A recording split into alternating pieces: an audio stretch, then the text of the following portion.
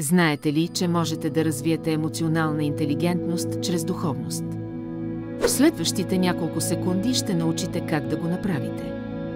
Емоционалната интелигентност е ключът към успешните взаимоотношения. Духовността помага за по-дълбоко самопознание. Медитацията успокоява ума и сърцето. Осъзнаването на настоящия момент укрепва връзката със себе си. Йогата подобрява физическото и емоционалното здраве.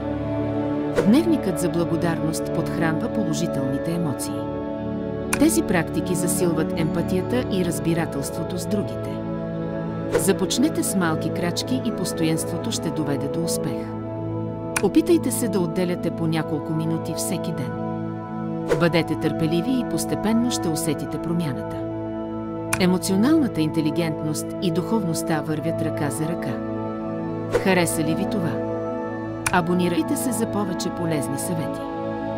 Благодарим ви за гледането.